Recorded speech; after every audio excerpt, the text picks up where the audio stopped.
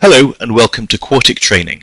Economics. The economics section of Level 2 is only one study session. You may remember it's 3 study sessions at Level 1. It is still 5 to 10%, so you could potentially get 2 questions, though I would probably expect only 1 in this. There are 6 chapters, though of very different lengths and levels of difficulty. Chapter 14, a bit of macroeconomics, looking at 3 different growth models. So what we need to create growth, what the inputs to growth are, and 3 different descriptions of how the growth works. 15 is a fairly short article on regulation. It's got a little bit shorter over the last few years. 16, trading with the world. Some of the issues with international trade and comparative advantage, and how governments can help or hinder the process of trade. Then we get on to the 2 large chapters. 17 and 18 are both pretty significant. Currency exchange rates. This is something that you may recall did not really appear at Level 1 except very fleetingly. So we need to understand what foreign exchange is all about. We need to know how one currency can be exchanged for another and what determines the exchange rate. We need to look at, let's say we're talking about US dollars and pounds. How does it work to convert from pounds to dollars, dollars to pounds? If we introduce bid-ask spreads, if we introduce a third currency, and so lots of mathematical calculations on that. That's 17. 18 is then introducing the idea of parity, that where you have exchange rates, they are linked over time with both interest rates and inflation rates. And we look at 5 different parity relations, saying how interest rates and exchange rates affect both changing foreign exchange rates and a higher or lower forward foreign exchange rate. So we'll look at a number of different theories on that. Fairly challenging chapter, but very, very useful elsewhere. And a lot of these concepts, a lot of the parity relations, then come up in the next section that we teach, which is portfolio management. Although portfolio management is at the end of the list of study sessions, we consider it to be a lot of links with economics. So that comes next. And then finally, 19 is a fairly small chapter, just looking at different ways of measuring GDP and gross national product, and a few other minor equations in that. So fairly light finish to the section. So 17 and 18 are very much the biggest chapters in this section. So the first chapter, reading 14, economic growth. In this chapter, economic growth, we look at where growth comes from, what we need to create growth, labor productivity, how do we get each man-hour to achieve more output, a couple of 3 preconditions for growth. We'll look briefly at the 1/3 rule, which looks how investment is transmitted into GDP growth. And then the second part of the chapter is on growth theories. We'll look at 3 different growth theories, which all say different things about how the economy develops. First of all, economic growth. If we want the economy, when we talk about the economy, it's often in terms of gross domestic product, the total output of the economy.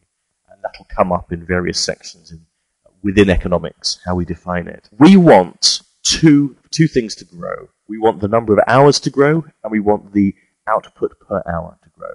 If we can get a combination of those 2 items to grow, then GDP will increase. In terms of aggregate hours, we can break this down 3 ways as well. We can say we want more people of working age. So if you remember Level 1, we defined working age population. So if that grows, that will produce more hours. Employment to population ratio, that is the ratio of how many people are currently in work divided by the number of people of working age population, of working age. And so if we can increase that, then that will increase aggregate hours. That, for example, would mean getting more people to be working rather than staying at home, or rather than even being students. However, despite the problems with reducing the student numbers, you can see that would increase the number of hours worked. And changes in average hours per worker. So what we're doing here is saying, if we can get more people of working age, if we can get a bigger proportion of those working age people actually working, and if we can get more hours working age per worker, then those 3 will all produce a greater number of aggregate hours. if we now look at how much output we get from each hour of labour, we've got three inputs. We've got the physical capital growth. This means money. This means we're ploughing money in that's going to enable us to get better, newer machines that can do more things. Human capital growth. This is investment in people. So if someone goes on training courses and passes lots of exams, it means they can produce more output per labour hour. And finally, technological advances. Technology is a measure of how efficient we can use resources. If we have got a higher level of technology, then that enables the same input to produce a greater level of output. For example, if technology grows by, let's say, 4% in 1 year, we have to quantify it. We're not just saying, oh, Apple have just brought out a new gadget. We do need to quantify it numerically. So if we've got a technological growth of 4%, what it means is for the same input resources, we are achieving 4% greater output. So higher technology means the same resources can produce more output. So let's think about what makes up labour productivity. So we are thinking about the gross domestic product, we're thinking about movement, change in the gross domestic product, and also gross domestic product per person. So we mustn't get confused between these different terms.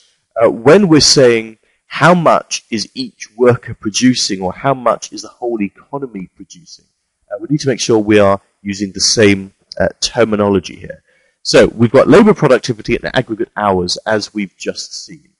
Population growth, although often we may think of population growth as being something negative, it's something that will produce a greater level of economy. When I used to live in Singapore, Singapore is one of the countries with the lowest birth rates, and certainly when I was there, the government would do whatever they could to try and encourage greater birth rate, and they'd have these big government campaigns around Valentine's Day, the content of which I don't think I need to describe, certainly not in this recording. So we're looking at labour productivity, and as we've seen, this is a combination. It's a function of physical capital, human capital, and technology. If we now talk about productivity per hour, then this is not going to include the people. So what we're looking at here is different. We've got three different things. If we say GDP, we're talking about gross domestic product. The way we can think of this is that is a function of labour, of capital, and of technology.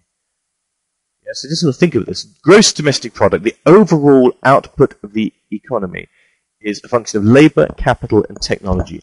Let's think about the change in GDP.